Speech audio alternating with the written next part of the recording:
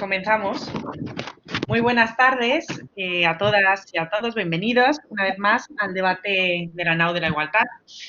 En esta ocasión, esta semana, es un tema diferente, muy diferente al que hemos tratado hasta ahora.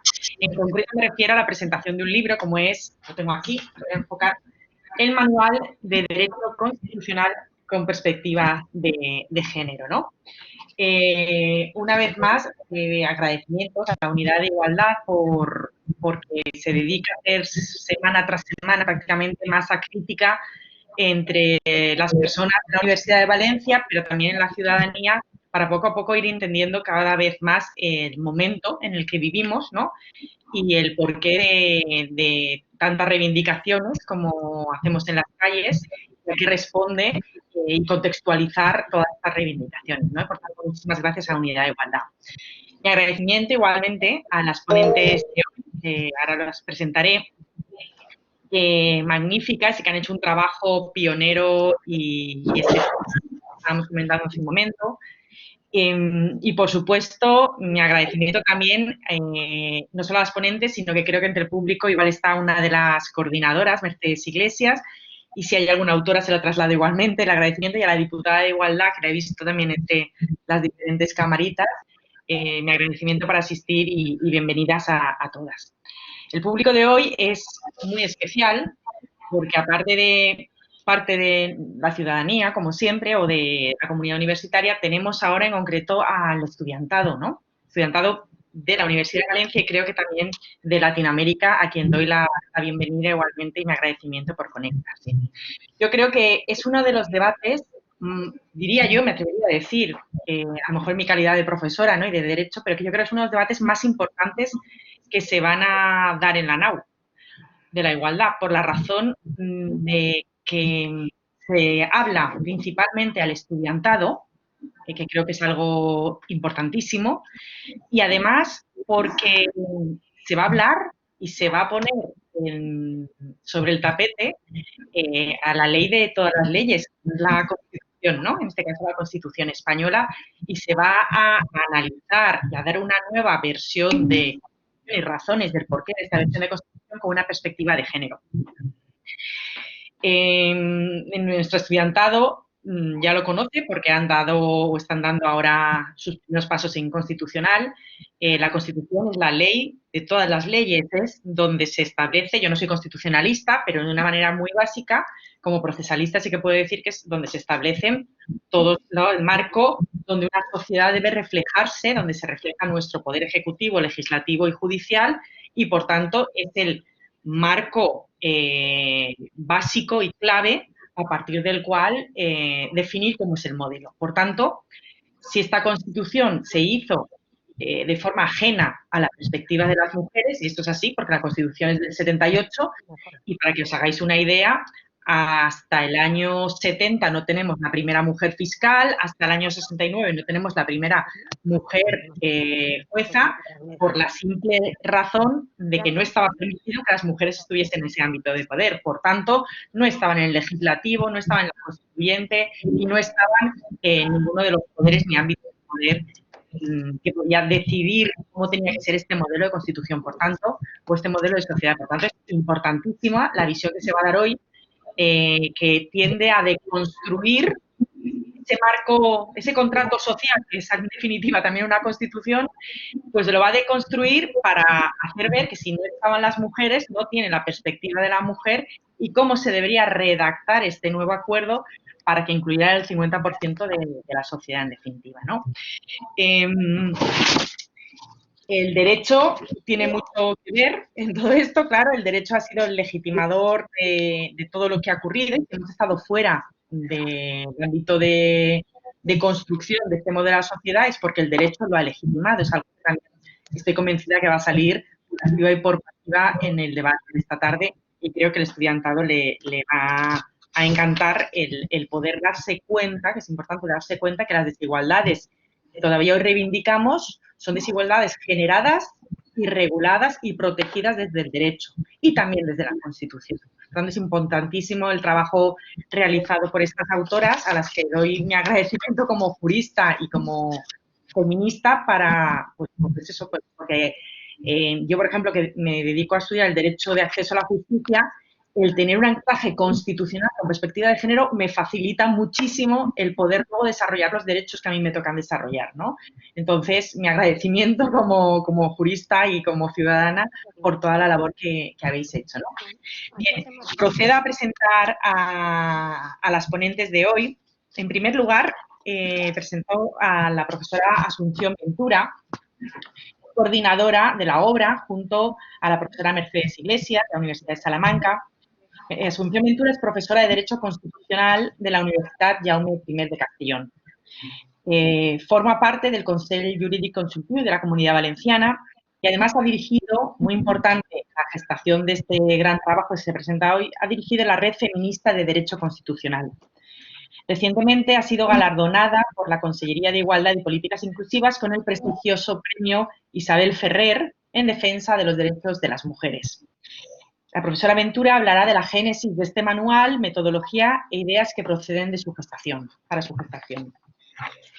En segundo lugar, intervendrá la profesora Julia Sevilla, que es profesora de Teoría del Estado y en 1983 hasta el 2011 ha sido letrada de las Cortes Valencianas, en momento a partir del cual redujo su dedicación en la Universidad de Valencia, su dedicación docente. Una mujer también comprometida con la sociedad valenciana y luchadora por la igualdad efectiva entre mujeres y hombres. Ha sido también fundadora de la Federación de Dones Progresistes de la Comunidad Valenciana y presidió la Red Feminista de Derecho Constitucional, a la que me refería con anterioridad. Ha sido medalla de la Universidad de Valencia y ha sido galardonada el año pasado, creo, con el premio Lluís Guarner. Ella se referirá al origen de la Red Feminista de Derecho Constitucional y de cómo se inician los estudios de género en la Universidad de Valencia. En tercer lugar, intervendrá la profesora Ana Marrades. Es profesora del Departamento de Derecho Constitucional, Ciencia Política y Administración Pública y vocal de la Red Feminista de Derecho Constitucional. Desde hace poco es directora de la Cátedra d'Economia Feminista i està adscrita a l'Institut Universitari d'Estudis de les Dones. Ella se referirá a la aplicación práctica de este manual en las clases, porque el manual contiene unos apartados prácticos en cada uno de sus capítulos. Y por último, intervendrá la profesora Margarita Soler, que es también profesora del Departamento de Derecho Constitucional, Ciencia Política y Administración Pública de la Universidad de Valencia, que ha sido directora del mismo del año 2008 al año 2014. En la actualidad es la presidenta del Consell Jurídic Consultiu de la Comunidad Valenciana. También es fundadora e integrante de la Red Feminista de Derecho Constitucional. Como veis, la Red Feminista ha sido la red que ha tejido y urdido el poder tener hoy un manual como el que tenemos con estas ponentes. Ella hablará como integrante de la Red Feminista y se referirá a la importancia del manual, dado que ella no es autora, pero como veis está en el ojo del huracán que ha creado todo este tipo de materiales. Bien, si os parece, empezamos con una primera ronda de intervenciones, 10 minutos cada una, y a partir de ahí pues ya damos paso al público y una ronda de preguntas e intervenciones, si os parece. Entonces, cuando quieras, Asun, tienes la palabra. Buenas tardes. En primer lugar, quiero saludar a todas las personas que están detrás de esta pantalla, que ya sabemos lo que es esto de la frialdad de la pantalla, pero estoy convencida que hay mucha gente ahí detrás. Y muy especialmente quiero saludar a la doctora Kenia Paz, que están conectada desde Honduras, desde la universidad. Ella, y creo que mucho del alumnado en el que tienen la suerte de tenerla como profesora, ya les digo. Por lo tanto, unos saludos muy afectuosos, porque de alguna manera este manual también es algo de Kenia, porque Kenia ha estado en la Universidad Jaume I mucho tiempo y estoy segura que le va a servir mucho como manual para dar sus clases. Buenas tardes y muchas gracias por participar en este debate. En primer lugar, quiero agradecer a la Unidad de Igualdad y a la Universidad de Valencia, representada por la vicerrectora, que haya tenido bien presentar este manual. Aunque sea así, nos hubiera gustado que fuera de otra manera, y que nos hayan dado su soporte y apoyo para difundir lo que pensamos que es un manual muy novedoso, que es muy importante que la gente lo conozca y que a veces no siempre es fácil para este tipo de trabajos tener un mínimo de publicidad o de gente que esté pensando que se tiene que presentar. Por tanto, muchas gracias por darnos esta opción. En tercer lugar, quiero también felicitar a Mercedes, saludar a Mercedes, no sé si está, y Ángela Figueruelo, porque como sabéis, el manual se publicó en Salamanca, la Universidad de Salamanca, y fue dirigido también por Mercedes Iglesias, con lo cual el trabajo que hemos hecho de coordinadoras ha sido conjunto, aunque hay gente también que nos ha ayudado en la sombra a trabajar con esto. Y también, y me perdonaréis, pero quiero citar a las autoras, porque siempre hay que ponerle nombre a las personas y a las cosas que se hacen, porque presentamos el manual y no les ponemos el nombre, y voy a citarlas.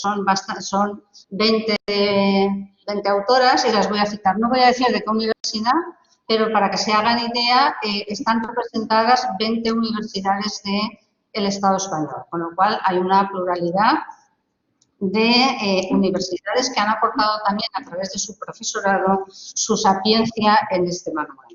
El orden en el que voy a citarlas es por orden de aparición en el manual, de acuerdo con las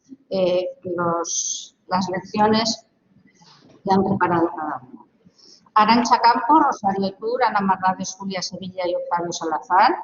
Amelia Sánchez, María Macías, Ana Isabel Velado, María Concepción Torres, María Nieves Saldaña, Lorena Chano, Zulima Pérez, Ana Aba, Clara Souto, Mónica Arenas, Ángela Figueruelo y Mercedes Iglesias, Ángeles Moraga, Iciar Gómez, Marta León y Carmen Espina. Agradezco a todas ellas la colaboración que han prestado y lo bien que han hecho el trabajo.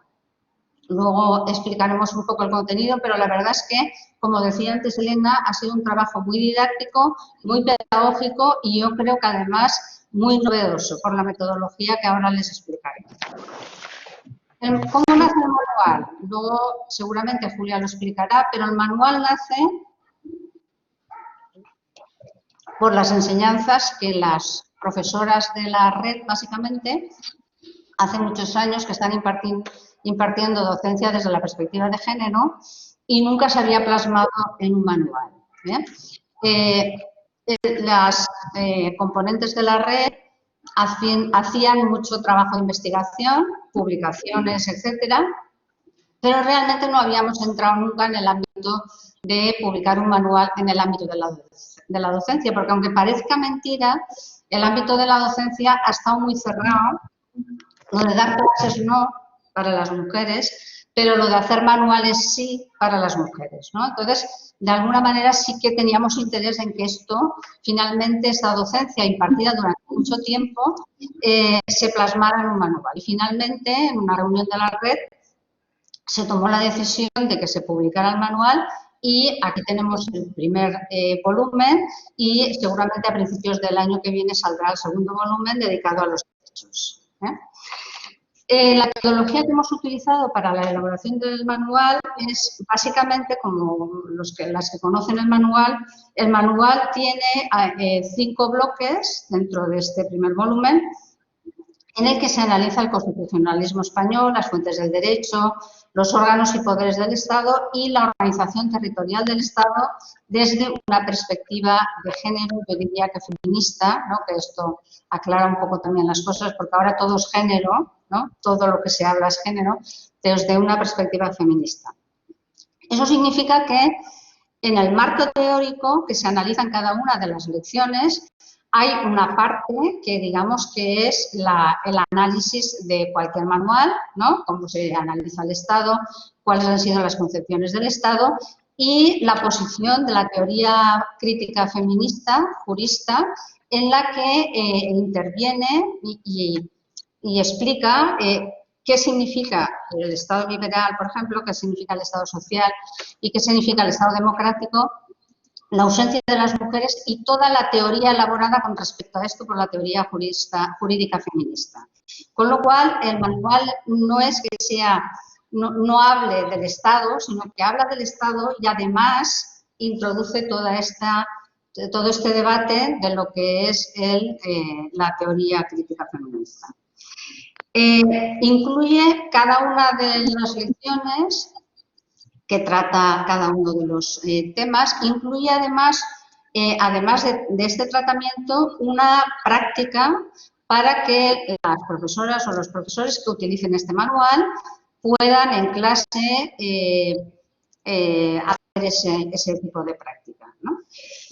Incluye también, y eso me parece muy importante, porque el trabajo tiene una dimensión que no acaba en el aula, y es que en cada una de las conclusiones, cada lección tiene, al final tiene una propuesta, una conclusión, en la que la autora propone cómo debería ser la modificación de la Constitución en ese sentido. Es decir, la propuesta que hace, eso significa que es su posición sobre el tema que está tratando en la Constitución y cómo debería de ser de acuerdo con su propuesta.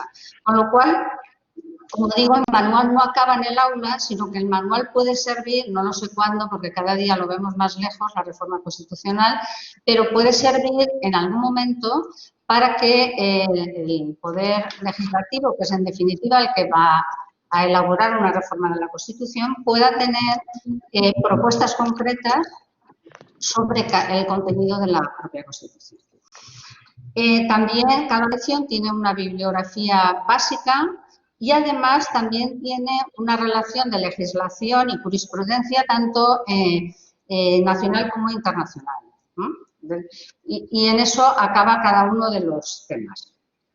¿Cuál es la idea que ha presidido básicamente la elaboración de este manual y está, por tanto, dentro del contenido de cada una de las lecciones? Introducir a las mujeres como sujeto constitucional. Yo creo que eso es el punto de un antes y un después, en el que, claro, ya en los primeros temas del manual se analiza cómo el Estado moderno y la instauración del sistema democrático en nuestro país, lo que se hace es universalizar el concepto masculino y en ese concepto universal masculino se supone que están también las mujeres. Pero cuando se incluye las mujeres como sujetos constitucionales, la Constitución hace aguas, porque realmente el modelo interiorizado en la norma constitucional responde al de los hombres, aunque luego se hagan esfuerzos, incluso legislativos, para que esto se modifique. Pero aún así el modelo de la Constitución a veces crea tiene algunas fisuras y crea algunos problemas al no tener incluidas a las mujeres como sujeto constitucional. Y ya en el debate si queréis, pero era necesario esta introducción, porque la propia estructura social y la propia estructura del Estado está atravesada por esa idea y porque la inclusión de las mujeres tiene que reformular ese concepto de Estado, ese concepto de derechos, ese concepto de poder, en definitiva. Bueno, muchas gracias. Muchas gracias, Azul. Te has tenido perfectamente al tiempo. Muy amable. Y ahora a continuación tiene la palabra la profesora Julia Sevilla. Julia. Después que no se me olvide nada. Julia. Julia, tienes la palabra. No me oye. Me está poniéndose el... Julia, no pasamos, alteramos el orden. ¿Ya me toca a mí? Sí, Julia. Vale. Pues muchas gracias.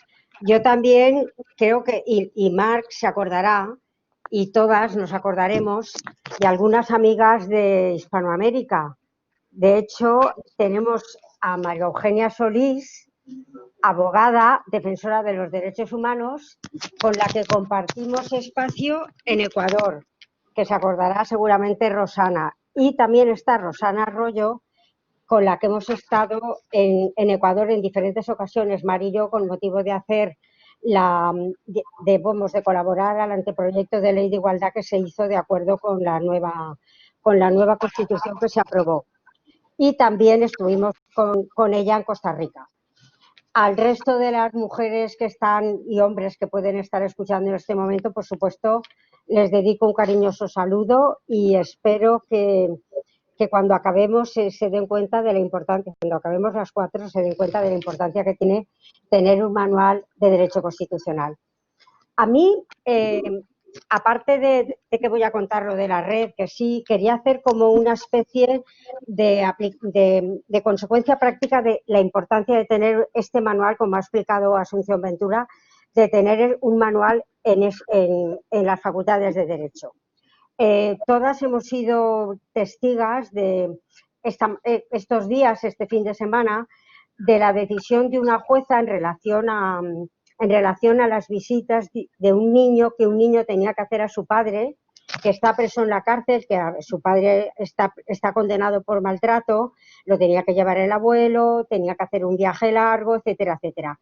¿Por qué pasa esto? Yo no digo que tengamos el bálsamo de Fierabras, pero esta pasa en parte porque en las facultades de Derecho no se explica la perspectiva de género, no se explican la existencia de dos sujetos constitucionales y no se explica lo que significa una ley y lo que de alguna manera importa aplicarlo al caso concreto y todo ese asunto que comporta el no tener una formación adecuada en igualdad. Porque de alguna manera la perspectiva de género no es otra cosa que hablar de igualdad de mujeres y hombres y de tener en cuenta pues esto que se ha dicho siempre, que las mujeres nacemos, que es lo del género, nacemos con una especie de contenido oculto, porque nadie lo sabe cuando nace, pero que nos va machacando toda la vida. ¿Por qué nació la red? Bueno, la red tiene una historia estupenda, como no podía ser de otra manera, una frase que se dice mucho y a mí no me gusta demasiado, pero es que toca decirla en este momento. Nació de la inquietud que teníamos las mujeres de no considerarnos retratadas, reflejadas, contenidas, o sea, dentro de las explicaciones que se hacían en las facultades de Derecho. Yo, como soy la más vieja de la tribu, llegué la primera, como es lógico, y la verdad es que choca cuando te han educado de una manera igual, o sea, cuando tus padres no han hecho diferencias entre chicos y chicas, que de repente llegues a la facultad, te tengan que poner en un banco aparte, algún profesor incluso se permitía el que salieran las mujeres en determinadas partes de la asignatura, bueno, y otras cosas que no son para contar en este momento, pero en fin. Y claro, cuando ya eres profesora, se aprueba la Constitución. Y cuando se aprueba la Constitución te das cuenta de que es verdad que las mujeres ya pueden ser juezas y fiscales y registradoras y tal, no hace demasiado tiempo, pero ya se puede ser, pero te das cuenta hasta qué punto, por ejemplo, casi todos los catedráticos son catedráticos, casi todos los profesores son profesores y que las mujeres las mujeres en las aulas estamos cada vez siendo más el 50%, mientras que detrás de las tarimas y sobre todo en los espacios de poder de la asignatura, cátedras y compañía, hay muy pocas mujeres. Eso mismo pasaba en las elecciones naturales de las diputadas, de los puestos de decisión, de la parte del poder. Todavía no hemos llegado al poder práctico, pero lo que es el poder político, se basa en una democracia como nuestro Estado y de alguna forma el procedimiento para acceder tenía que ser transparente y democrático, nos damos cuenta de que no llegamos. Vale, y entonces esto, cuando estás explicando derecho constitucional, con todos estos condicionamientos físicos en el sentido de espejos y de retratos que son los que hay, que se te revuelve algo por dentro y te entran ganas de hacer algo. Y ese algo se concreta aquí en Valencia, en la Universidad de Valencia, se concreta en el Instituto Universitario de Estudios de la Dona, del que formamos parte prácticamente todas las profesoras de nuestro departamento, y que Ana Marrades en estos momentos está ejerciendo la que más, porque porque es la que está en la universidad del todo, pero que Margarita Soler y el resto de las profesoras valencianas hemos formado parte de este instituto. En un momento determinado yo tuve la suerte de que me designaran adjunta al síndic de Greuges, o sea, al defensor del pueblo de la Comunidad Valenciana, y me fui a Alicante. Entonces tuve la suerte también de hacer un viaje a Madrid en el que Olga Quiñones, que también es muy conocida de todas, porque también estuvo en un puesto similar o parecido al que tiene Amparo Mañes en este momento en la Universidad de Valencia, y en aquel momento estaba en el Instituto de la Mujer. Y yo le dije, estoy en Alicante, ¿qué podemos hacer? Me gustaría hacer algo con la universidad y con el tema de implantar algo de lo que, si no de lo que tenemos en Valencia, algo parecido. Y me sugirió el hacer un seminario. Encontré el espacio adecuado en el Departamento de Derecho Constitucional de la Universidad de Alicante con el profesor Asensi. Nos dijo, sí, estad aquí, y ahí se unieron pues mujeres que no estaban del todo en la universidad, mujeres como Nieves que están en Derecho Eclesiástico, las que estábamos en Derecho Constitucional, algunas que estaban en asociaciones, o sea, creamos un grupo que todavía creo que sigue funcionando y que estábamos en la universidad. Entonces tuvimos también la suerte, porque es cierto que la suerte hay que ayudarla y hay que darle empujones, porque no siempre, pero estar en el momento oportuno, en el lugar oportuno, ayuda mucho. Y en aquel momento, en la facultad el profesorado de Derecho Constitucional, digo profesorado por decir algo, eran casi todos profesores, pero en fin, el profesorado de Derecho Constitucional hizo un congreso, hacíamos congresos en diferentes partes del Estado, y hubo un año que tocó en la Universidad de Alicante, en 1993. Y entonces Pepe Asensi, el catedrático que nos dejó espacio dentro de su departamento, se convenció de que en ese congreso hacía falta una tarde o una parte de ese congreso tenía que ser dedicada a las mujeres constitucionalistas y a los derechos de las mujeres. Además, coincidió en aquel momento que acababa de acceder a la cátedra María Luisa Balaguer, que en estos momentos está como miembro del Tribunal Constitucional. Bueno, nos dejaron una tarde y no sabéis cómo fue aquella tarde. ¿Qué tarde la de aquel día, podríamos decir? Porque estábamos en un aula abarrotada con alumnado, alumnas fundamentalmente, con profesoras, algunas estábamos más introducidas en lo que es el estatus de profesorado, pero había ayudantes, había titulares, había pocas catedráticas, yo creo que estaba María Luisa y nadie más.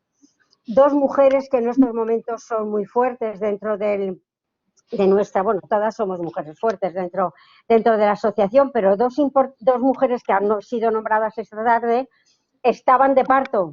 Mar Esquembre no pudo venir porque estaba de parto. Y tampoco pudo venir Ángela Figueruelo, que también ha sido nombrada por Asunción Ventura, porque estaba en las mismas circunstancias. Hay que ver lo que influye esta situación de las mujeres de que nosotras parimos. Hay que ver todo lo que eso significa, por una parte, para entender lo que es el derecho de la mujer y lo que es el derecho de la infancia, lo que importa de alguna manera que toda esa experiencia personal que se traslade tenga una traducción científica como la que tiene en este momento.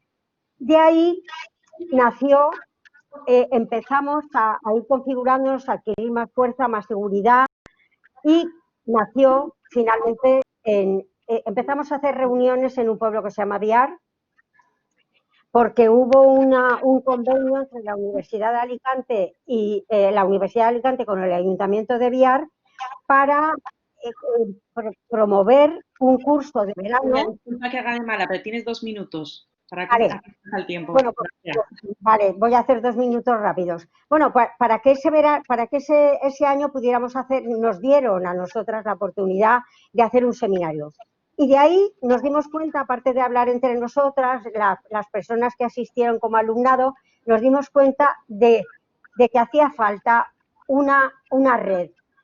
Una red que significa un tejido fuerte que puede recoger muchos peces, que puede alimentar con esos peces muchos cerebros y que puede alimentar muchas personas, y que esas personas de alguna forma van a ser diferentes cuando estudien este manual. Hasta ahora yo creo que también es muy diferente cómo imparte una disciplina cada profesorado, cada profesor o cada profesora. Pero está claro que cuando una mujer como nosotras, como una mujer de la red, explica el derecho constitucional, explica también esa otra parte que está en el manual, esa otra parte que pertenece muchas veces al género de las sombras, pero que de alguna manera cada vez es más importante. Porque si solo la mitad de la humanidad es igual, la humanidad pierde cuando no estamos nosotras, porque hacen falta, como se dijo en esa declaración de Pekín, la mitad de las inteligencias, la mitad de los talentos, la mitad de las facultades, la mitad del trabajo, la mitad de todo, aparte de que sin mujeres no existiría el mundo. Somos las únicas que podemos crear ciudadanos y ciudadanas, aparte de eso tan importante y tan fundamental, porque ¿qué sería un Estado sin ciudadanía? No existiría. Aparte de eso, de alguna forma estamos explicando ese saber ancestral que hemos tenido, que se nos ha transmitido por el hecho de ser mujeres, que cada vez vamos recuperando más, y también plasmado y puesto al servicio de esa formación de juristas que hace tanta falta. Muchísimas gracias. Muchas gracias, Julia. Muchas gracias. A continuación tiene la palabra la profesora Ana Marrades. Muchas gracias, Elena, vicerrectora, y muchas gracias, Amparo, también, y a toda la Unidad de Igualdad por vuestra disponibilidad y vuestra amabilidad, sobre todo, al hacernos este ofrecimiento. Y muchas gracias, compañeras, que me habéis precedido en el uso de la palabra, Asun y Julia, porque me habéis hecho una introducción estupenda.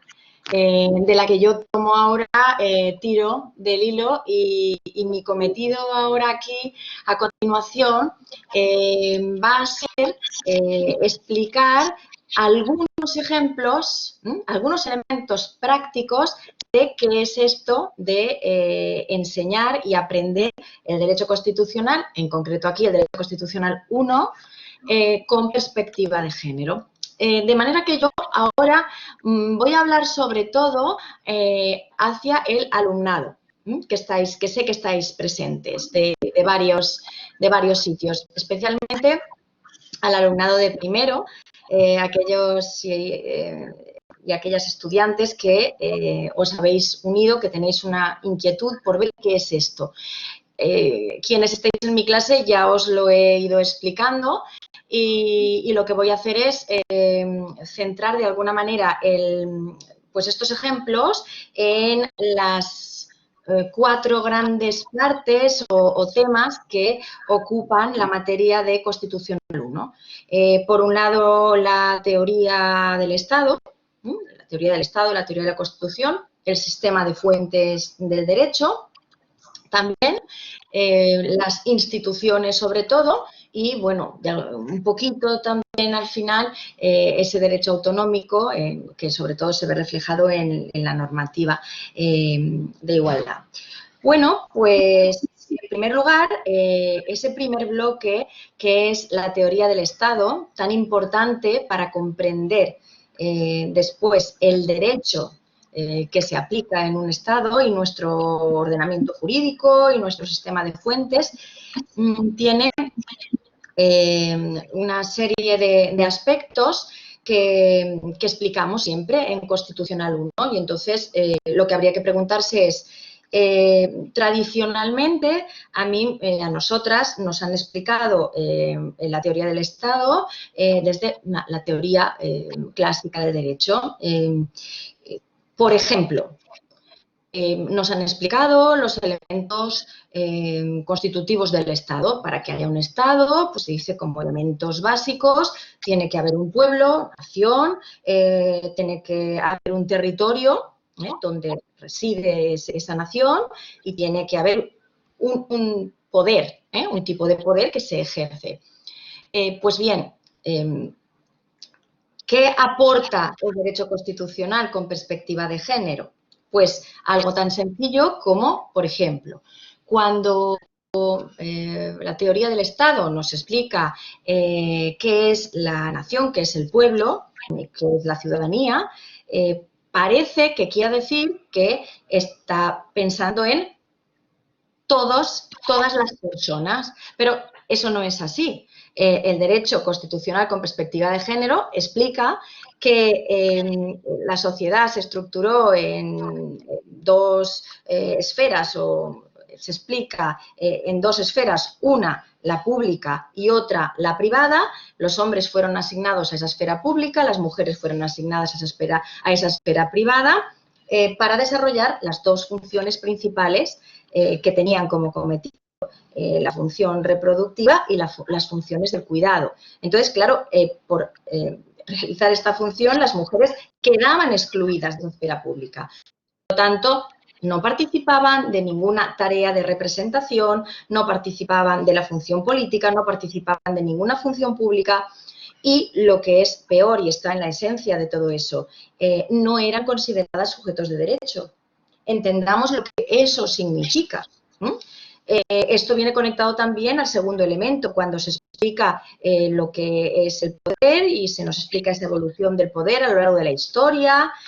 Bueno, pues la teoría feminista tiene que introducir otro elemento de poder, tiene que explicar lo que es el patriarcado y cómo se estructura la sociedad y cómo se lleva a cabo esa dominación masculina que sitúa a la mujer en una posición de inferioridad que de nuevo la excluye de su condición de sujeto de derechos.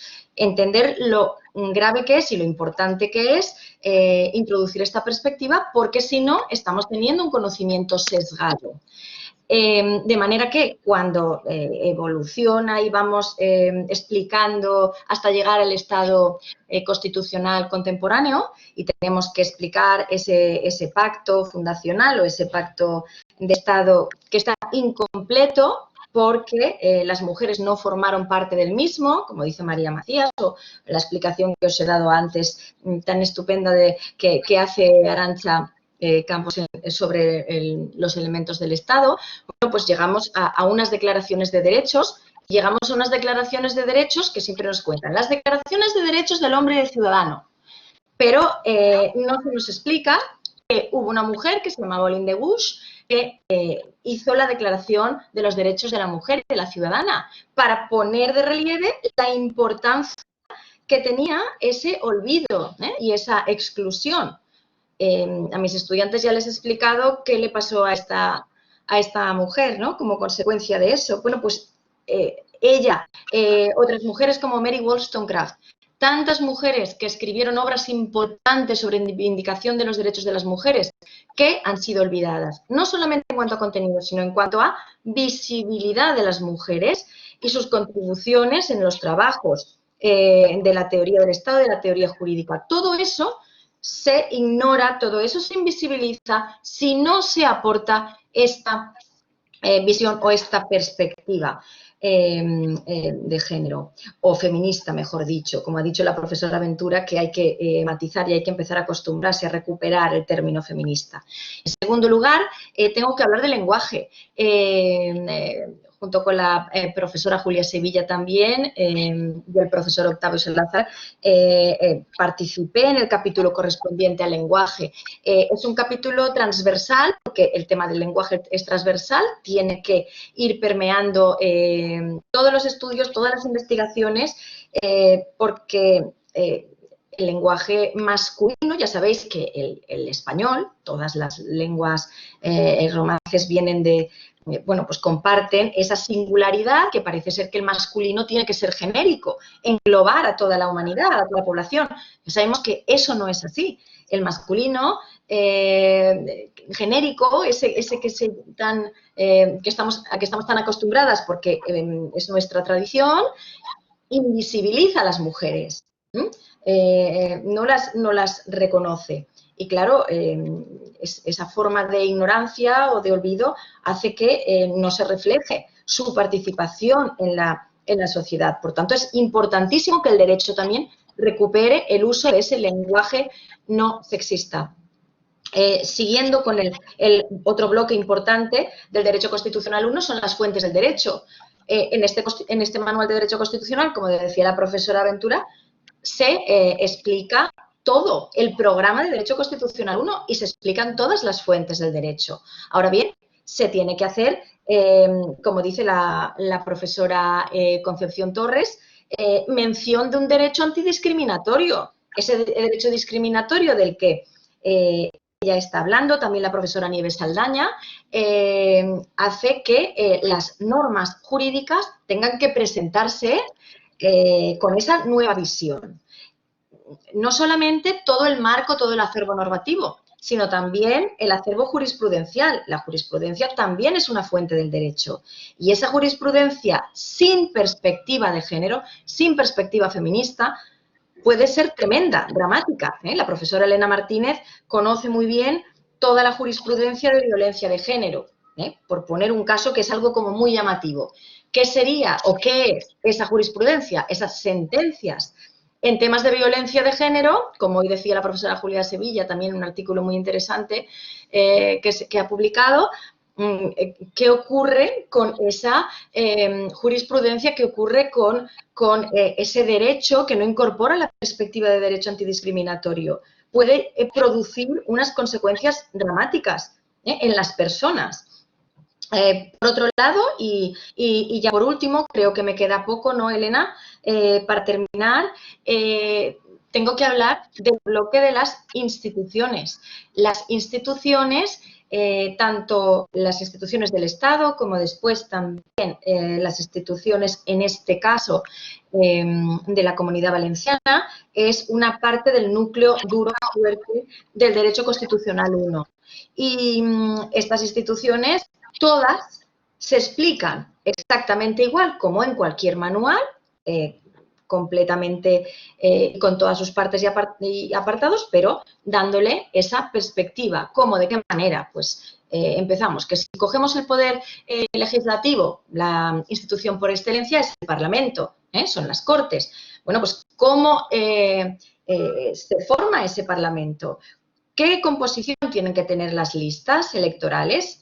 Tenemos que retrotraernos a la ley electoral. Esa ley electoral se modificó en virtud de la ley de igualdad para que tuviera una composición paritaria. Las instituciones del Estado, todas las instituciones de gobierno también deben tener una composición paritaria. Llegamos después al Poder Judicial y tenemos que citar, por ejemplo, el capítulo de la profesora, gracias, Ángela Figueruelo y la profesora Mercedes Iglesias. Ellas cómo están contando la necesidad de dar a conocer lo que ha sido la exclusión de las mujeres de la función jurisdiccional. Todo lo que es ahora sí, la evolución hacia una feminización de la carrera judicial. La necesidad de que, por ejemplo, pues, el Consejo General del Poder Judicial tenga esa composición también paritaria y la importancia, por ejemplo, de la Comisión de Igualdad. A lo mejor en un manual de Derecho Constitucional clásico no vas a encontrar la importancia que tiene la Comisión de Igualdad. Aquí se explica la proyección. En definitiva, ya para terminar, porque ya sé que no me queda tiempo, ¿cuál es el fin? ¿Qué conseguimos? Con todos estos ejemplos prácticos, yo creo que estáis entendiendo lo fundamental, pero al final me gustaría que os quedaseis con la idea de la necesidad de tener una formación integral como juristas. Una formación integral que no se puede llegar a adquirir si falta esta perspectiva tan necesaria para ser buenas y buenos juristas y mejores personas, en definitiva. Y nada, pues muchas gracias y nada más. Vamos a ver luego las preguntas si queréis algo. Muchas gracias, Ana. Yo creo que has explicado muy bien la importancia de meter esta perspectiva de género feminista en la explicación de nuestra Constitución y de la propia Constitución y las repercusiones que ello tiene en todas las áreas del derecho que enseñamos en la universidad, ¿no? Entonces, vosotros sois la cúspide y a partir de ahí entramos el resto de profesorado y bueno, pues eso, deberíamos haber salido todas con esa perspectiva de género y poco a poco nos hemos ido formando como hemos podido y ahora la existencia de este manual, pues bueno, va a ser decisiva para las futuras generaciones. Bien, pues a continuación le doy la palabra a la profesora Margarita Soler. Margarita, cuando quieras. Gracias, Elena. ¿Se me oye, no? Sí. Bueno, yo como mis compañeras comenzaré agradeciendo a Elena, nuestra vicerrectora de Igualdad y compañera de la Facultad de Derecho, y bueno, y por supuesto a las compañeras de la Unidad de Igualdad, a Ana, a Amparo Mañez, a Pau, que bueno, pues hayan tenido una vez más una iniciativa como esta y que además hayan contado conmigo, aunque como ya se ha comentado, yo no soy autora en el manual, pero bueno, he estado en esa génesis y comparto también bueno, pues muchas de esas experiencias, vivencias y ópticas en la interpretación del derecho, como bien sabéis. Saludo, como también han hecho mis compañeras, bueno, pues a todos los que estáis, a todas las personas que andáis por atrás de la pantalla, que no menciono a nadie en particular, pero veo a muchas amigas, compañeras, de aquí, de Valencia, de otras universidades, de otros países y la verdad es que bueno, pues hace mucha ilusión y la verdad es que es un honor el que estéis aquí conectadas esta tarde, algunas es por la mañana, para compartir un rato y que nos cuenten un poco la génesis y el libro cómo se ha gestado. Elena, nuestra vicerrectora, ha dicho una cosa al principio que la verdad es que me ha parecido muy acertada, porque puede que haya gente que piense, uy, la Unidad de Igualdad,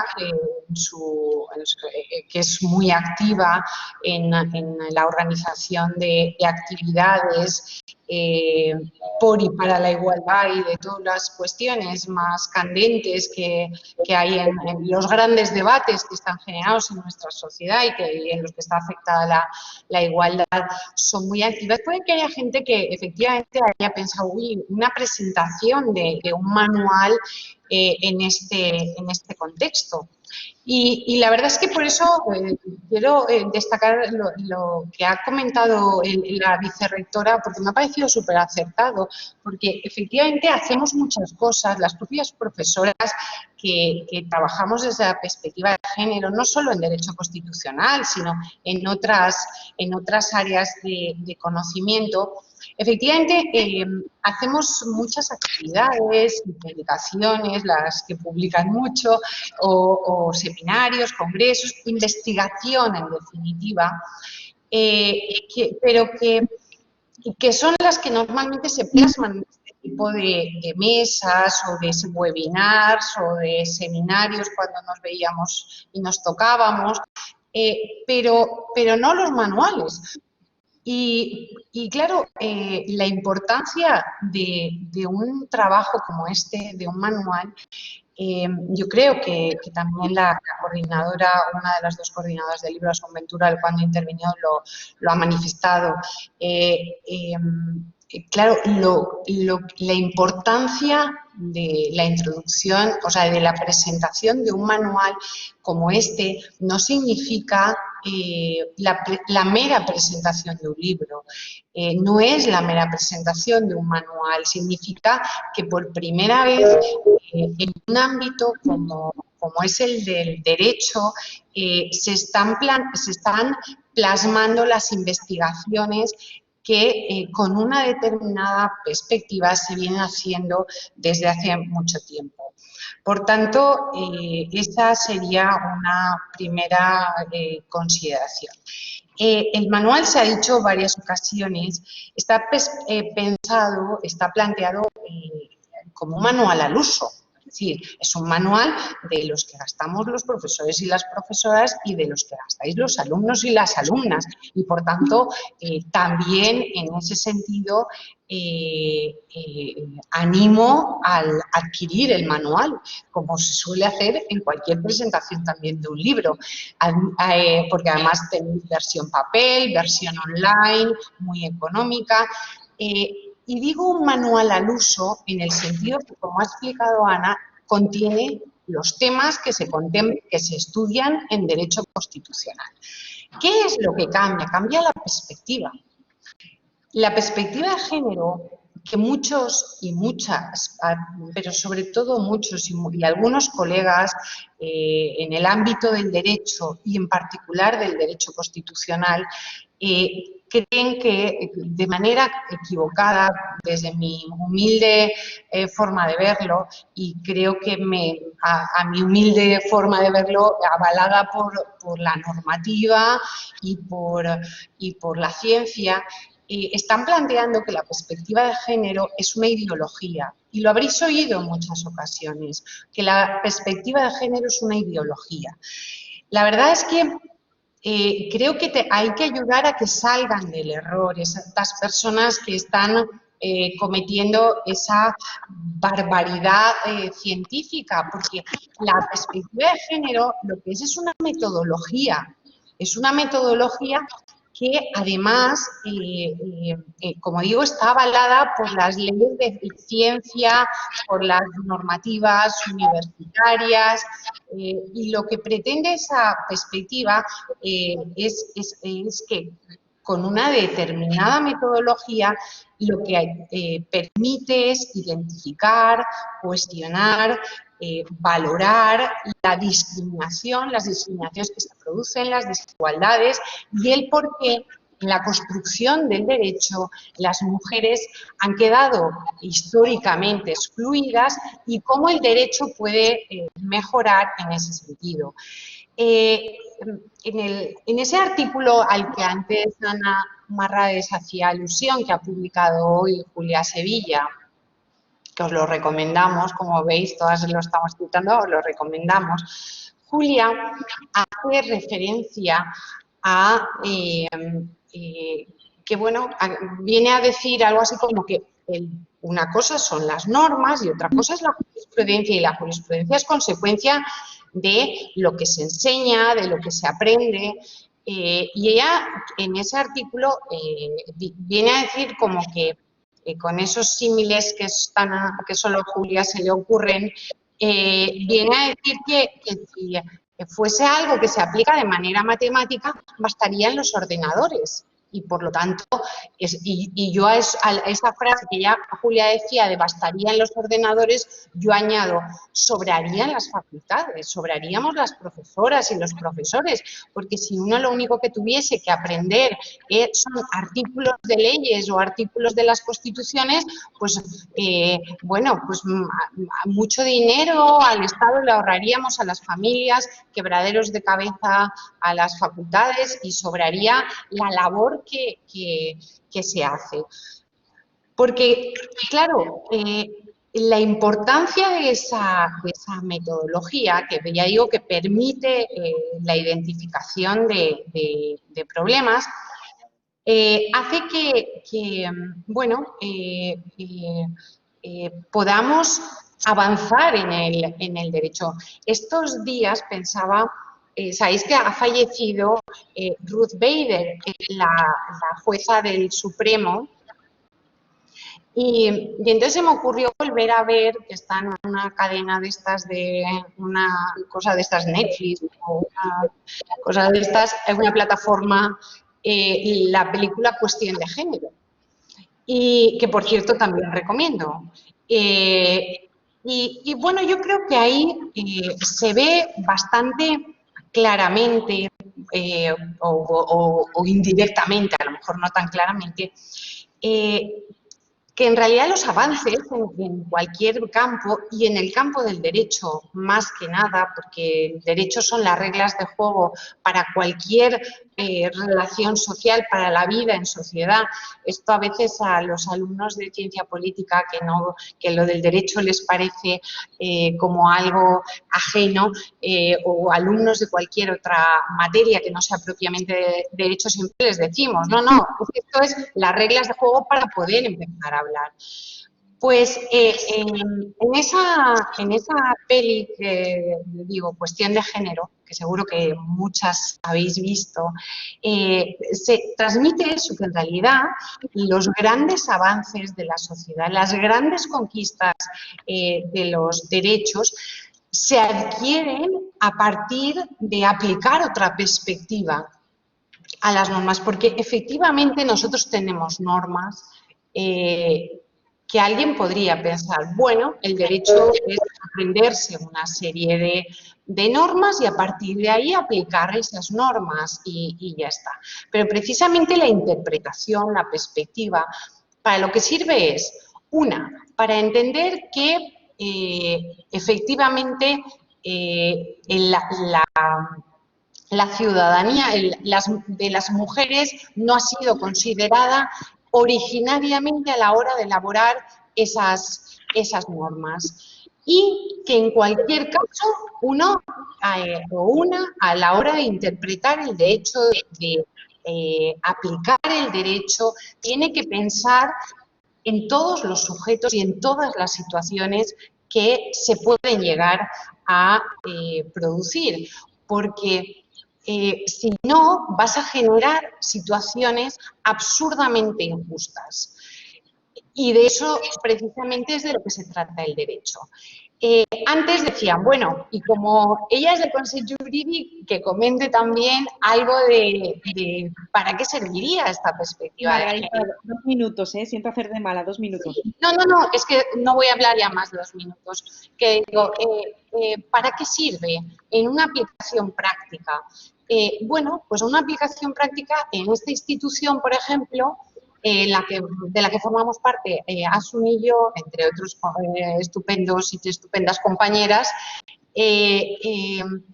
nosotros analizamos la corrección, digamos, jurídica de determinadas políticas públicas que quiere llevar a cabo el gobierno. Y para eso no se trata solo de aplicar la norma estrictamente, sino que se trata de que el derecho ha de ser algo transversal y estas políticas, desde el análisis de todos esos derechos a los que ha hecho referencia Ana, desde una perspectiva de género, permiten esa transversalización que hace, como decía antes, un derecho creo que más justo, porque bueno, pues tiene en cuenta a todos los sujetos a los que va a afectar.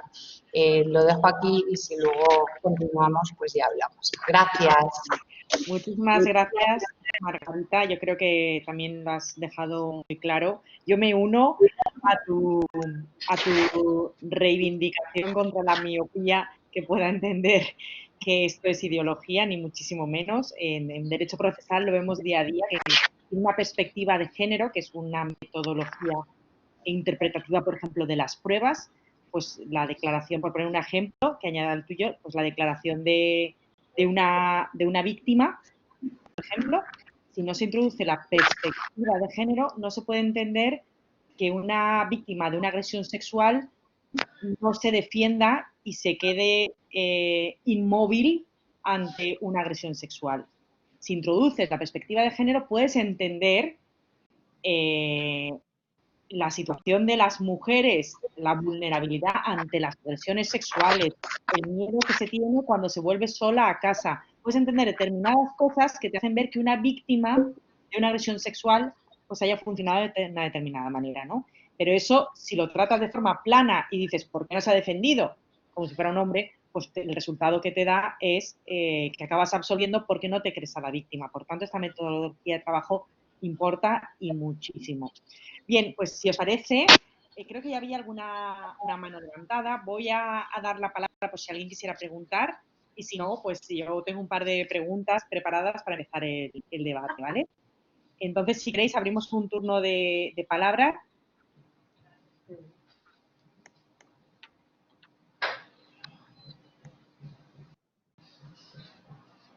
A ver.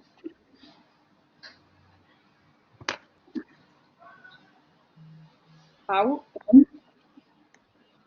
Pau, ¿recoges tú las preguntas?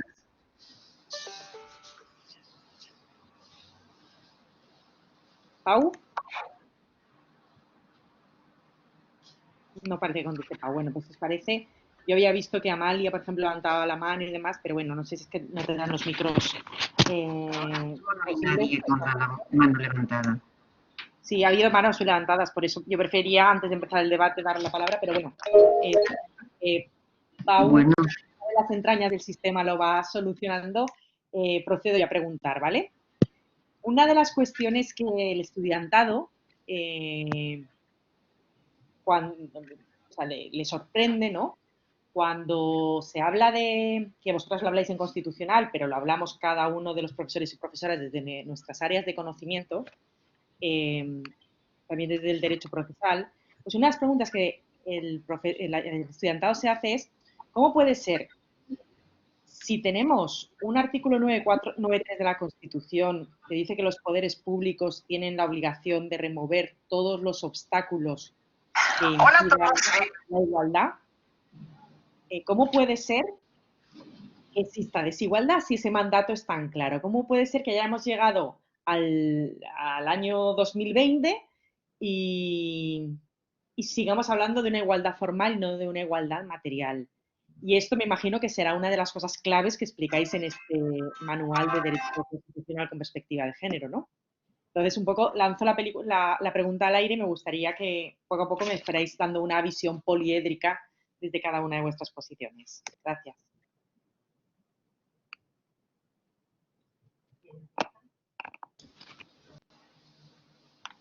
¿Quién empieza? ¿Julia o yo? Me da igual, ¿vale? Pues tengo el micrófono abierto. ¿Se me oye? Es que no... ¿Sí? A ver cómo, Vale, Julia. ¿cómo es posible? Es que has puesto, quiero decir, has puesto un poco el dedo en la llaga. ¿A qué santo? Porque si tenemos una constitución tan estupenda, un artículo 9.2 con un mandato tan claro,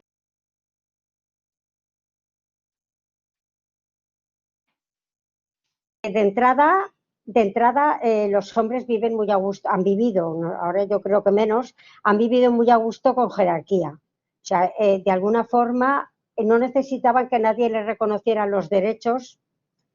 Formalmente hacía falta que se los reconocieran, pero de hecho los tenían.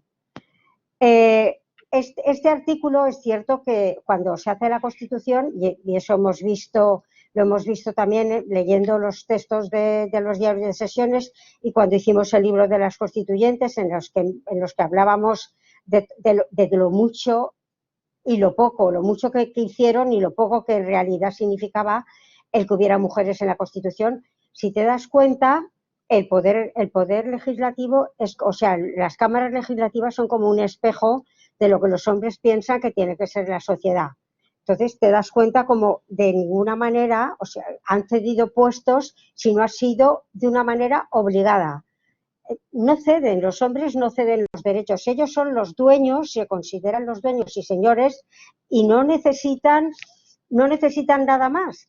Entonces, claro, el 9.2 es un artículo no solo que está en nuestra Constitución, sino que está en todos los textos internacionales.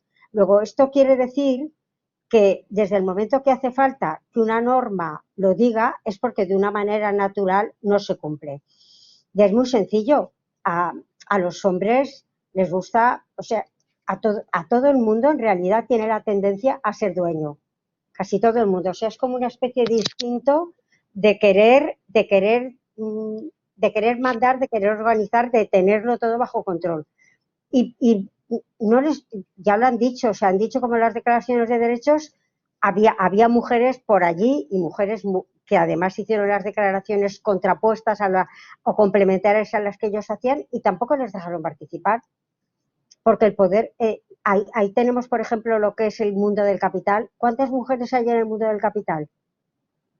Pues es que no les apetece soltar nada, o sea, quieren tenerlo todo. Yo creo que esa es la base fundamental, ese deseo de controlar, de organizar, de mandar, de que sean ellos quienes digan la última palabra en todas partes, desde mi punto de vista, o sea, es una razón más de carácter psicológico que habría, a ver, psicológico depravado, pero bien psicológico, que deberíamos, que se deberían hacer, deberían de hacérselo ver de alguna forma. Pero bueno, creo que Ana también estaba dispuesta a complementar cosas de estas, ¿verdad, Ana? No, solamente añadir que vamos a ser optimistas, en el sentido de que pienso, es una cuestión de tiempo. Y durante ese tiempo tenemos que ir haciendo, claro, ir acercándonos de manera lo más pedagógica posible que podamos, mediante estos manuales, por ejemplo, es una buena manera, medios de comunicación, todo lo que podamos hacer. Es decir, es que no hay otra, claro, porque ¿por qué cuesta tanto? ¿Por qué si el 9.2 está desde 1978? Y bueno, en otras constituciones también está reconocido algo similar. ¿Por qué avanza tanto? Pues a lo mejor hay veces que el derecho va más rápido que la propia sociedad. La sociedad es una estructura tan claramente organizada en torno a esas dos esferas que decía y de manera tan patriarcal que eso es difícil. O sea, es poco a poco, pero es verdad que estamos tardando. Pero yo creo que hay una cosa que es lo de la perspectiva de género que antes estábamos hablando. Es decir, yo creo que más que nada y que todo es que las normas son aparentemente neutras, que el 9.2 es un mandato y que parece que se cumple con cosas que son aparentemente neutras. Es decir, que si no aplicamos una perspectiva de género a la hora de ver, de analizar derechos, políticas públicas, lo aparentemente neutro ha sido construido para un sujeto político que es un varón y para las funciones y las tareas que están asignadas tradicionalmente por el patriarcado a ese sujeto político. Y, por tanto, precisamente aquí la importancia de la perspectiva de género, que creo que puede ser la solución a los problemas, en el sentido que te permite parar a reflexionar que lo aparentemente neutro no es tan neutro y que, por tanto, hay que reconstruir desde una nueva visión y de que es la de la consideración de las mujeres como sujetos políticos, el que las tareas, la forma de relacionarse, las funciones de las instituciones, las funciones de la sociedad, todo, hay que reconstruirlo con esa perspectiva. Valga el ejemplo del lenguaje. Espera un segundo, para apostillar a Margarita. Valga el ejemplo del lenguaje. Es aparentemente neutro porque el lenguaje masculino es universal, pero no, claro, no lo es. Yo creo que la Constitución, y eso se explica también en el manual, la Constitución nace, y la nuestra y todas las constituciones, con una realidad social, política y económica determinada. Hay un patriarcado organizado muy seriamente en el que no hay reglas escritas, pero son reglas muy eficaces.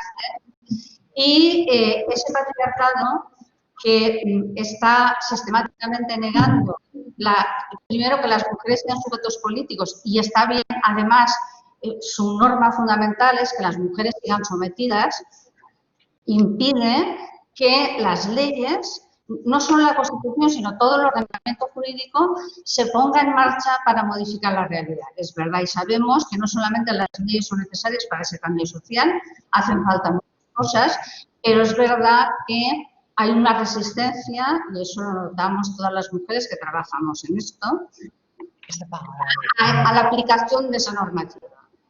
Porque todavía el patriarcado sigue organizado, se está resistiendo a la aplicación no de la Constitución solo, sino de todo el ordenamiento jurídico de igualdad. Y además añadiría otra cosa.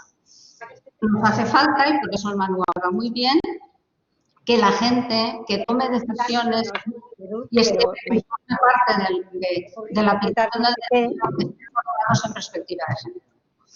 porque la mayoría de personas que aplican las normas no tienen esa formación informática.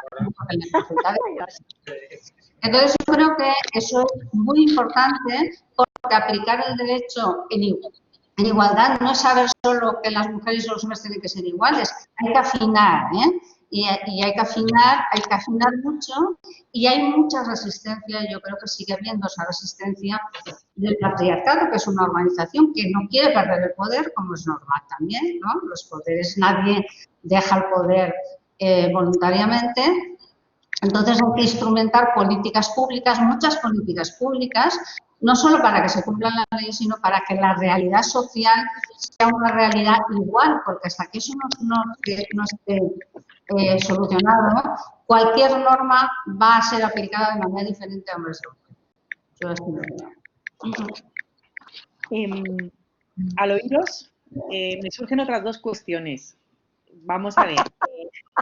Efectivamente, y me imagino que también lo estarán pensando en el público, efectivamente, el patriarcado se arma para no cambiar lo que estáis diciendo, ¿no? Para que nada cambie, y hay que instrumentar políticas públicas, sí, ¿vale? Pero yo preguntaría, ¿y las responsabilidades? Es decir, cuando el artículo 9 dice que los poderes públicos tienen que remover esos obstáculos, hay un mandato muy claro de remoción, o sea, son obligaciones positivas que tienen estos poderes públicos de hacer o de omitir para poder llegar a la igualdad. En este caso es de hacer, de remover esos obstáculos existentes. Y por tanto, si ahora con el Convenio de Estambul en la mano, se habla de las responsabilidades del Estado y de los poderes públicos por no hacer o por hacer en no destruir el patriarcado. Eso lo dice claramente porque habla de el Convenio de Estambul reconoce un sistema que alimenta lo que luego pasa en la realidad, que es esa muerte, esa violencia contra esa mujer. Y le hace responsable al Estado, y así recoge jurisprudencia de la Unión Europea y del Convenio Europeo, donde se establece esa obligación y esa condena al Estado si no aplica el 9 de la Constitución, que es remover. Por tanto, hay una responsabilidad. ¿Cómo puede ser que si esto es así, no haya más condenas al Estado por esa falta de inacción, por ese cumplimiento de las obligaciones positivas que tiene el Estado de remover esos obstáculos desde el año 1978? ¿Qué os parece? A mí me parece bien, pero primero no, porque no había la obligación de esa penalización. El Convenio de Estambul, como sabes, es uno de los convenios internacionales que inicia esa línea. En el ámbito interno también es verdad que hay algunas leyes de igualdad que, si no se cumplen, establecen algún tipo de sanción, pero mayoritariamente todavía, y digo que todavía porque eso está a la orden del día, todavía el tema de la igualdad es aquello de voluntad política, no hay esa responsabilidad, ¿no? No la hay ni en las leyes ni en la asunción de la clase dominante, de la clase política, ¿no? El tema de la igualdad es moneda de cambio, lo vemos continuamente, ahora ha pasado en el País Vasco, hemos tenido ahí, cambian el tema de la igualdad de una consejería a otra, es moneda de negociación. Claro, yo no pierdo la esperanza, soy una persona optimista y creo que vamos avanzando y hemos avanzado mucho, pero todavía queda mucho. Esa responsabilidad, si esa responsabilidad se hubiera impuesto desde el año 1978, posiblemente estaríamos en otro sitio, ¿no? Estaríamos en otra cosa. A lo mejor no lo sé, no lo hubieran dejado, esas leyes no se hubieran aprobado, la justificación siempre es la misma. Tenéis mucha prisa, poco a poco. Acordaros cuando nos decían que las mujeres no podíamos ser, no tuviéramos prisa de ser catedráticas, porque claro, ya llegaría, ¿no? Cuando empecéis a sumar cosas y claro, y algo pasaba que ellos sumaban muy rápidamente y las mujeres no podían sumar, ¿no? Entonces, todo eso es una batalla, es una lucha y yo creo que cuando más gente se una a la posición de la igualdad, ya no digo del feminismo, pero sí de la igualdad, yo creo que iremos avanzando. Y yo creo que efectivamente las leyes poco a poco irán pidiendo responsabilidad y sanciones a las personas que no cumplan con eso. De todas formas, quisiera añadir, de todas formas es que has hecho una pregunta que yo te la contestaría con otras preguntas. ¿Por qué hay tan pocas mujeres que estén en la cúspide del poder en los estados? ¿Por qué siguen matando mujeres? ¿Por qué siguen habiendo, no sé, por qué sigue existiendo la consideración de la mujer como una materia simplemente, como una cosa? O sea, que las preguntas, y es cierto, pero y es fenomenal que haya convenios, y es fenomenal todas las conferencias internacionales que ha habido desde la primera hasta la última, pero fíjate, hasta en la ONU se han parado las conferencias internacionales. La última importante fue la de Pekín, y desde ese momento se ha paralizado un poco la evolución en ese ámbito. Ahora bien, yo sigo pensando que es importantísimo que exista el Convenio de Estambul y que es importantísimo todas las leyes de paridad que están saliendo, todas las leyes de igualdad, porque también es cierto que aquí en el Estado español, en cada comunidad autónoma hay una ley de igualdad, en el Estado hay una ley de igualdad. Los estatutos que se han reformado y de los cuales tuvimos un congreso, la Red Feminista de Derecho Constitucional, sobre la forma de los estatutos de autonomía desde la perspectiva de género, todos los que se han modificado, en mayor o menor medida, han introducido esas variaciones o esos artículos que favorecen la igualdad o que regulan el derecho a la igualdad de las mujeres, que reconocen ese derecho a la igualdad. O sea que digamos que el vaso medio lleno, medio vacío, por según donde se mire, pero vamos, hay que intentar que se acabe de llenar del todo. Muchas gracias por tu pregunta. Muy bien. Yo tengo otra pregunta, pero me voy a reservar porque veo que hay en el público personas que quieren preguntar y yo creo que deben ser los protagonistas y las protagonistas hoy. Todo el mundo puede conectar sus micros para hacer la pregunta. Le doy la palabra en primer lugar a Lía Arroyo Canesa de Chile, Sí. que si no me equivoco es una persona que estuve yo en su tribunal de final de máster hace una semana y precisamente escribió sobre estos temas. Si te parece, Lía, ¿puedes conectarte y hablar? Él ha escrito. Hola, hola, buenas tardes. ¿Se escucha? Hola, buenas tardes, Lía. Hola. Hola, sí, te oímos. Buenas tardes. Muchas gracias por darme la palabra. Y muchas gracias por la invitación. En términos súper sencillos, nosotros en Chile estamos iniciando un proceso constituyente. Tenemos elecciones plebiscitarias el 25 de octubre y uno de los rasgos más importantes de este proceso es que el órgano probablemente va a ser un órgano paritario. Esperamos eso. Y la discusión obviamente se va a centrar también en la forma en que se incorpora la perspectiva de género y se regula de alguna forma la igualdad de género dentro de la Constitución. Entonces la pugna está principalmente entre, ¿es suficiente una cláusula genérica antidiscriminación y de igualdad que quizás considere al género como una de sus categorías? ¿O la consideración es, o es más recomendable establecer normas específicas, o si serían unas más eficaces que la otra, una norma específica relativa a la igualdad de género o menciones específicas en las alusiones de los derechos fundamentales, en base también a la experiencia de aquellas constituciones que tienen este tipo de normas? Nosotros solo tenemos una norma genérica de igualdad formal. Eso es lo único que tenemos como avance en nuestro texto actual. Muchísimas gracias, profesores. Muy bien. ¿Asun?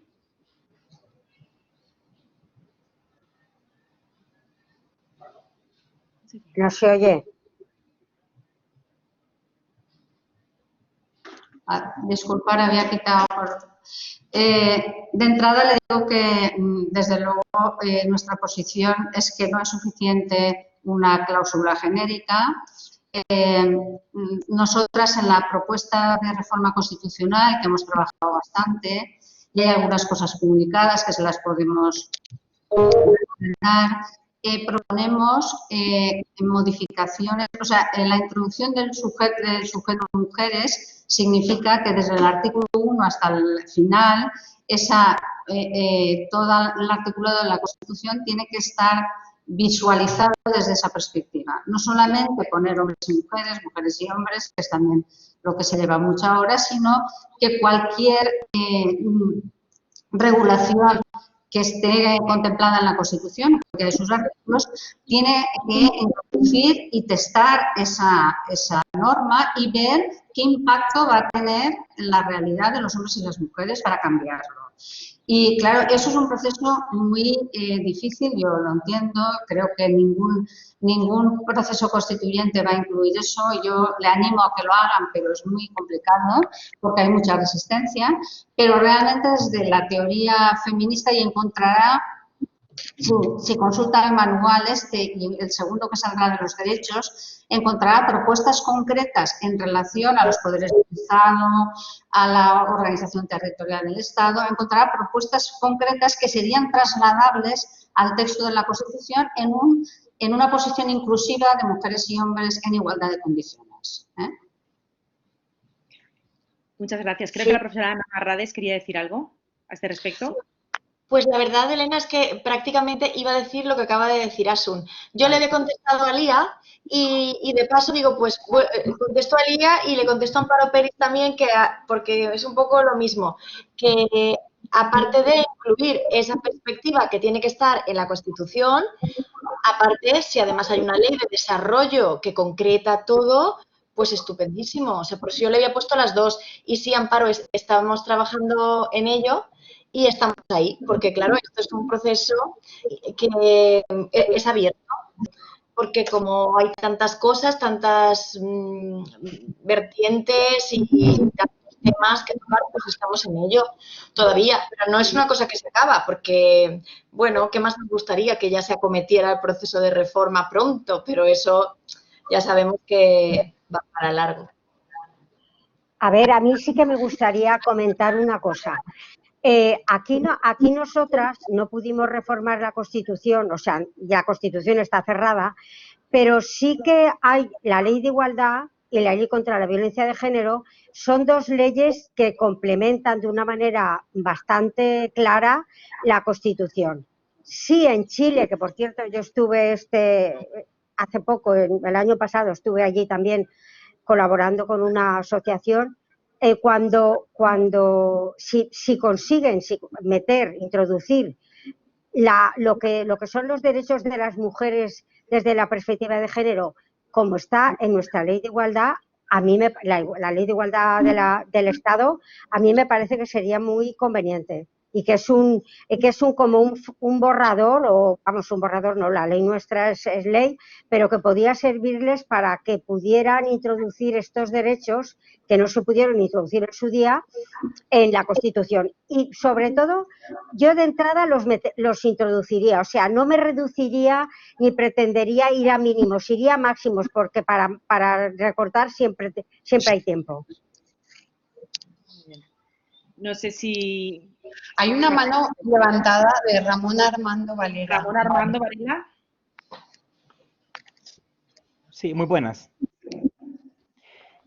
Bueno, pues inicialmente felicitar, la verdad, por esta conferencia. La verdad que es de mucha utilidad. Les saludo de Honduras. Actualmente, pues yo soy estudiante de Derecho aquí en la facultad de la Universidad Nacional Autónoma. Y pues mi aportación o pregunta va enfocada al tema de que el patriarcado ha existido desde los principios del mundo, ¿verdad? Lo vemos desde que Jesús creó primero al hombre, luego a la mujer. Luego vemos que las mujeres fueron en algún momento afectadas cuando en temas de infidelidades castigaban a la mujer y no al hombre. Entonces, esto ha existido desde la era del mundo, ¿verdad? Ahora, vemos cómo países están modificando, por ejemplo, lo que son sus constituciones para hacer un tema hasta cierto punto público. Lo vemos, por ejemplo, en Qatar. El próximo Mundial de Fútbol va a ser en Qatar, lo cual se está generando una constituyente para que la mujer pueda asistir a los estadios, porque allá ni siquiera pueden manejar. Entonces, no pueden ni manejar, mucho menos van a entrar a un estadio acompañadas por un hombre. Entonces, como esto es un evento mundial, lo que los obliga a ellos, que para que el mundo pueda ir a ver estos partidos, tienen que hacer que la mujer también pueda ser incluyente en las decisiones que van a tomar en ese país. Ahora, si algo tan simple como un mundial de fútbol hace que un país modifique su constitución, ¿por qué los demás países han tenido este problema para poder hacer o incluir a las mujeres en dichas decisiones? Honduras casualmente es un país donde la mujer no tiene un punto de partida o un punto de un alto nivel jerárquico para poder tomar decisiones. Vemos que los ministerios son dirigidos por hombres.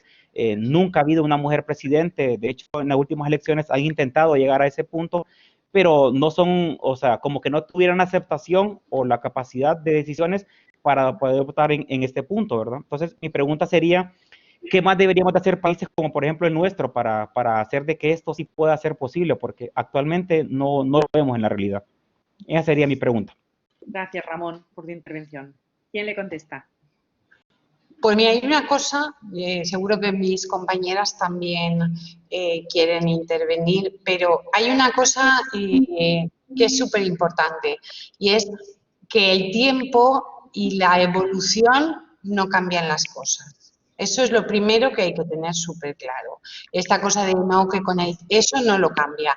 Entonces, ¿qué es lo que cambia? Pues cambiando las normas, cambiando las leyes. En España solamente ha habido presencia paritaria de mujeres en los órganos de decisión, en las instituciones, en los parlamentos, en los rectorados, en los tribunales, cuando ha habido una ley que ha obligado a que tenía que ser así, porque de manera natural no sale. O sea que no es mi aportación es esa, que no hay que esperar a que el derecho natural no existe para esto. Entonces, nada, las leyes, hay que cambiar las leyes. Yo creo que tiene razón. A ver, cuando usted plantea que el patriarcado ha existido siempre, eso es verdad. Nosotras distinguimos un poco lo que es la época preconstitucional, ¿no? Donde las diferencias en las discriminaciones era lo normal del funcionamiento de la sociedad, y los estados modernos, ¿no? Los estados modernos, cuando aparecen, las únicas exclusiones, la única exclusión de ese estado moderno son las mujeres.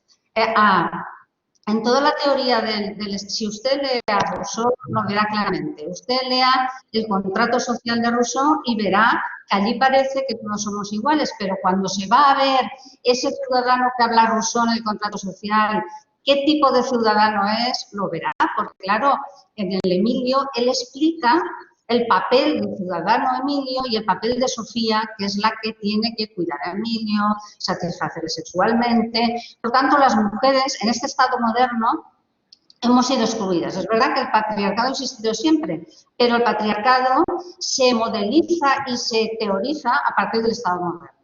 Y todas las constituciones participan de esa teoría democrática de Rousseau, de todos los filósofos del siglo XVIII, claro, y eso está todavía intrínseco en la propia Constitución.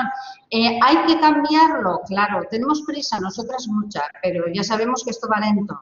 Pero no hay que dejar, como dice Margarita, el tiempo no cambia nada. Al revés, a veces asienta posiciones que van muy en contra de la igualdad, ¿eh? Entonces, yo creo que un poco ese es el planteamiento. A partir de la instauración de los sistemas democráticos y de las constituciones hay un antes y un después. Antes las discriminaciones eran habituales y normales y estaba bien, la sociedad se organizaba así, pero a partir del Estado democrático ya no. Entonces, claro, a partir de ahí es donde hay que empezar a incidir en la transformación, que no solamente es legislativa, insisto, porque parece que las leyes vayan a transformar la sociedad, no solo, hay que hacer cambios en todos los ámbitos de la vida.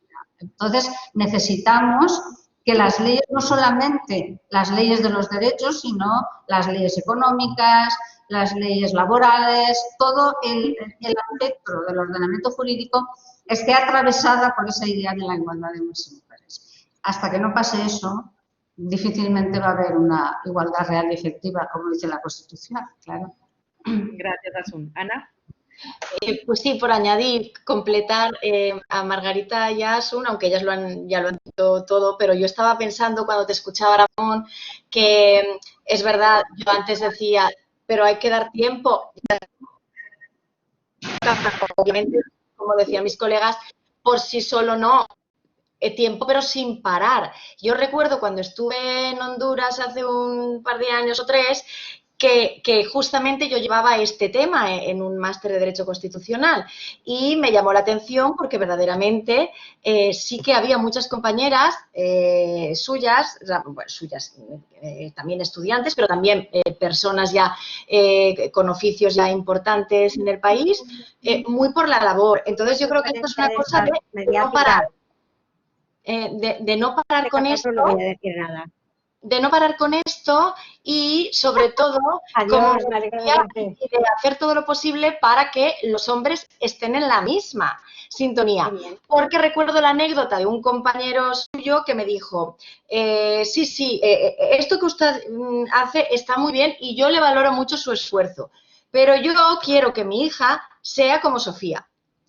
Que, claro, entonces es lo que pasa que cuesta porque es una educación tan patriarcal, tan machista como ellos me decían y muy a gala y estaban contentos porque es su tradición. Entonces esto es un choque frontal con la tradición y en unos países más que en otros y en unos países tienen más historia, menos, pero claro, esto es no parar. O sea que yo le animo, Ramón, muchísimo que si de verdad está interesado en estos temas, adelante, que puede contar con nosotras. Muchas gracias, Ana. Muchas gracias y nuevamente felicidades. Muy bien. Si quieres, Ramón, organizar una conferencia online, allí se presenta el manual, será un placer y hay que trabajar en cadena todos juntos, ¿no? Está bien, así lo consideraremos. Muchas gracias. Gracias. Como por ahora no veo otra pregunta entre el público, yo sí que quería trasladaros algo que también les parece sorprendente al alumnado, ¿no? Cuando lo dices. Y lo ha apuntado muy bien Margarita. Me gustaría que incidiera un poquito más o que incidierais un poquito más. El tema de el papel que el derecho ha tenido en la situación que tenemos, ¿no? En mantener el patriarcado, en definitiva, y en la privación de los derechos de las mujeres y en seguir una igualdad formal y no material. Entonces, el papel que ha tenido el derecho y eso de si el derecho tiene sexo. Es una cosa que les llama mucha atención siempre al estudiantado. Entonces, Margarita, lo has apuntado ya, pues si pudieses ahondar un poquito más.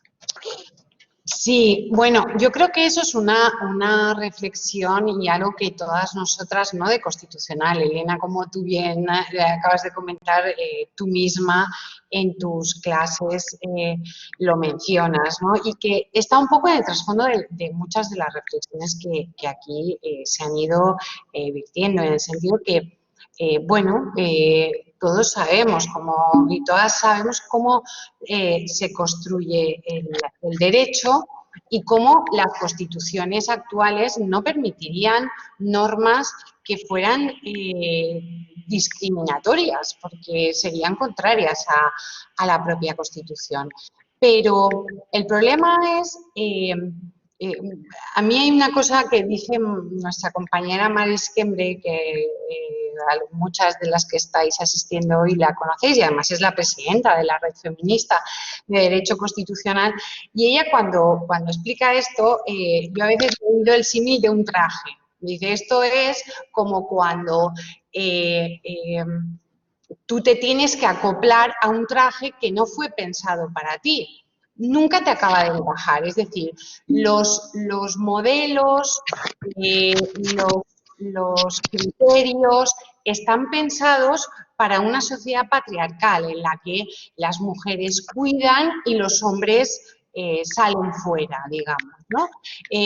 Donde el cuidado es una cosa de las mujeres y al ser una cosa de las mujeres, como ellas no son ciudadanas, tiene menos valor, mientras que la vida social, el trabajo remunerado, ese es el que pertenecía a los hombres. Claro, si tú no desarrollas la idea de que Claro, cuando la ciudadanía, yo creo que ya se ha explicado aquí antes, me parece que ha sido Asun y ha sido también Ana, cuando esa ciudadanía se redefine, o sea, perdón, sin redefinirla, se acopla a un nuevo sujeto, hay normas que van a chirriar porque no desencajan. Aunque estén pensadas como que es para todos igual, resulta que no se está aplicando. Es un traje que no está hecho a la medida de todos los sujetos políticos y, por tanto, a algunos no nos sienta bien, se nos desencaja porque no está pensado con perspectiva de género. Claro, el hecho de que el derecho se construya sin pensar en todos los sujetos, sin redefinirse, al final lo que desde el Estado, o sea, desde el siglo XVIII estamos manejando los mismos conceptos y hemos ido acoplando sujetos, es decir, a las mujeres nos han acabado acoplando a ese modelo, pero no se ha redefinido en ningún momento. Yo hay veces que pongo un ejemplo, y con esto termino, que para no alargarme, yo hay veces pongo un ejemplo de un libro de alguien que desde luego no, esto de la perspectiva de género creo que no para nada la comparte, y si supiera que lo utilizo de símil, igual sería fatal. Bueno, a ver, ¿quieres que nos reímos?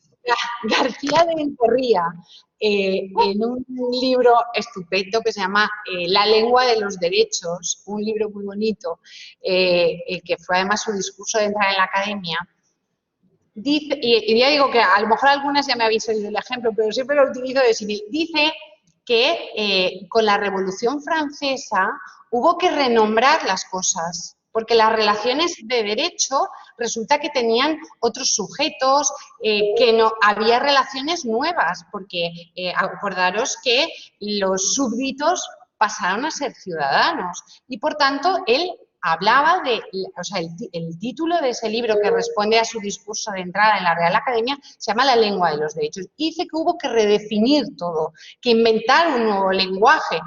Bueno, eso, ¿por qué cuando lo decimos las feministas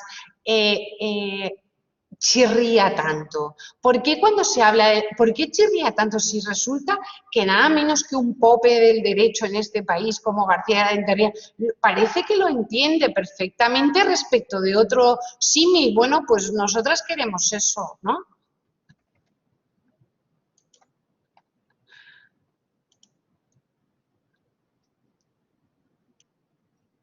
Ay, no se oye. No se oye. No se oye. Decía que, disculpad, decía que no sabía si alguna de las compañeras que quería aportar algo más, y si no, le damos la palabra a David Benítez, que ha levantado la mano. ¿Vale? David, cuando quieras.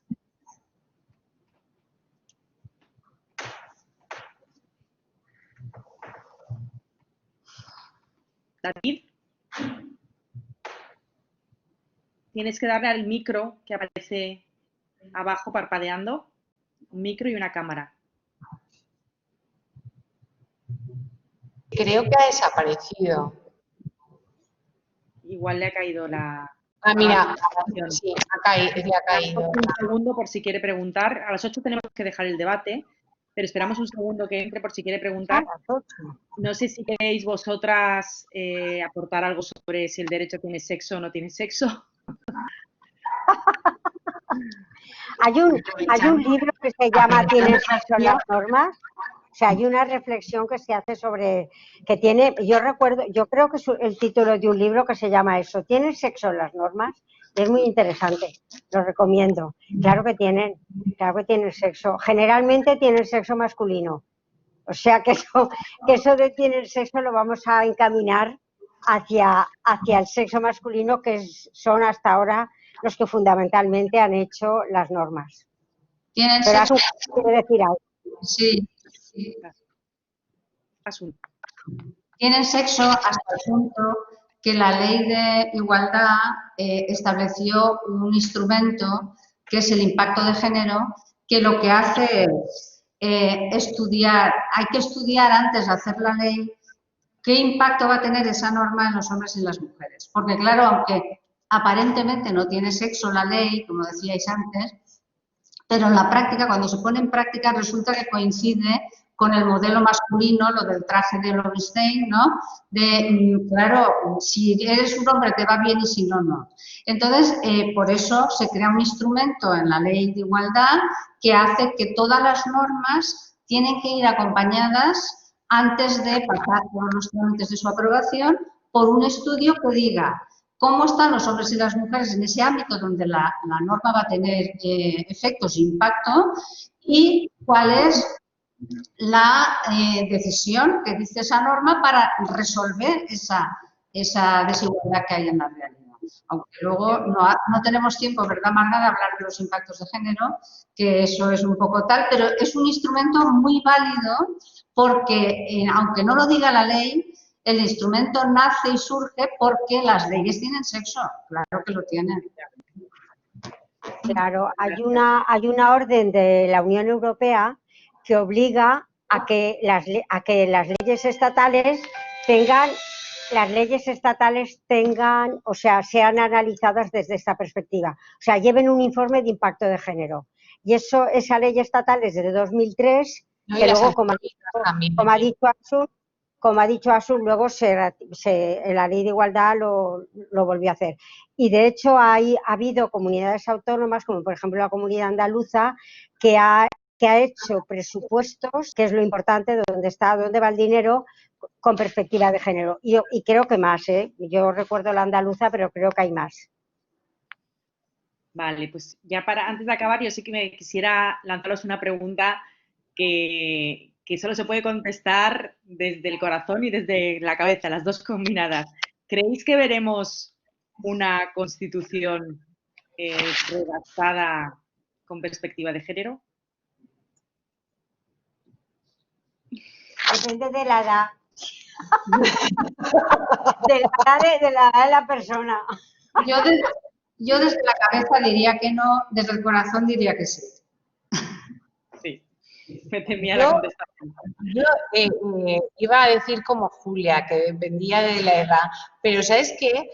Que esta sociedad tan cambiante y este mundo tan cambiante, pues igual te llevas una sorpresa en los próximos años y resulta que se convoca una constituyente y resulta que sale todo con perspectiva de género. Vaya usted a saber, ¿quién nos iba a decir que nos íbamos a hacer webinars de esta manera hace 8 meses, 7 meses? Y mira, y tan ricamente y con cada uno desde su país y tiene también algunas ventajas. No nos abrazamos ni nos tomamos luego una cervecita, pero a cambio, fíjate, tenemos todo este público de todas partes del mundo que ha conseguido convocar la universidad. O sea que bueno, pues quién sabe. Uniremos el corazón con la razón. Yo te iba a decir que tendríamos un manual con perspectiva de género. Un manual es la pieza clave de la casa. Para que una vista a navegantes. ¿Por algo se empieza? Ana, pues mira, incorporado a la guía docente de la asignatura. Nada más y nada menos. Pues mira, que yo diré que sí. Yo me voy a tirar al agua. Yo creo que sí, pero a lo mejor no satisface. No, pero quizás no vaya a satisfacer todas nuestras expectativas, pero eso nunca, y eso es, pues a lo mejor utópico de momento, pero yo creo que sí, como dice Margarita, quién sabe, ha cambiado todo tanto que cada día y hay otros países que ni nos lo podíamos imaginar, que ya tienen una constitución redactada con esa perspectiva, aunque luego a la hora de la verdad, materialmente, bueno, sea más bien nominal que otra cosa, pero por algo se empieza. Y hay un dato muy importante que no hemos citado, pero nuestra vicepresidenta del gobierno es constitucionalista y es peleona, o sea, que es muy probable que en su hoja de ruta acabar haciendo una propuesta de modificación constitucional y una constituyente, ¿no? Sería Ahí lo que razonable. pasa, bueno, es un tema también de mayorías y de ver las mayorías que se exigen, si se tienen o no se tienen. Eso ya depende ya más. Tener una persona con ese perfil en ese sitio ayuda Claro, mucho. mucho y mucho. Muy bien. Bueno, pues yo creo que no hay más palabras pedidas. Mi agradecimiento por el buen rato que hemos pasado aprendiendo junto a vosotras, de verdad.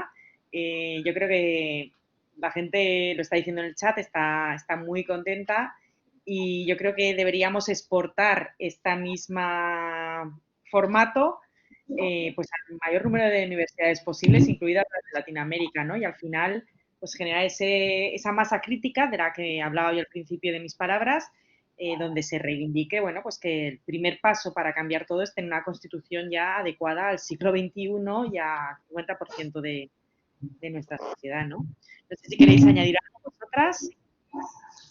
Yo añado que, como toda presentación del libro, animar a la gente a que se prepare la asignatura, los estudiantes y las estudiantes que se preparen la asignatura con este manual y a las profesoras, profesores, operadores jurídicos en general, bueno, pues que también que es un manual muy útil y estupendo para descifrar el entramado de la Constitución.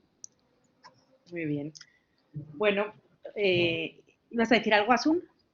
Iba a despedirme y animar también a que lo compren, porque además es un manual un poco diferente. Yo creo que tiene un atractivo especial porque está muy bien construido metodológicamente y pedagógicamente y aporta muchas cosas nuevas, lo que ya sabemos, más todo aquello nuevo que no aportan el resto de manuales. Yo creo que la verdad es que es un manual muy innovador y esperamos que os guste. Y muchas gracias, Elena, por la presentación del libro y por todo el apoyo que nos has dado. Pues muchas gracias a vosotras, muchas gracias como siempre a mi equipo, a Amparo y a todo el equipo de la Unidad de Igualdad, que es formidable. Y muchas gracias a todas las personas que nos estáis escuchando y nos seguís.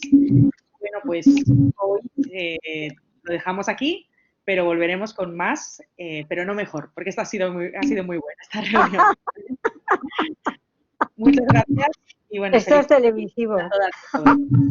Muchas gracias a vosotras y a todas. Hasta luego. Hasta luego. Un abrazo. Hasta luego. ¡Viva el feminismo constitucional!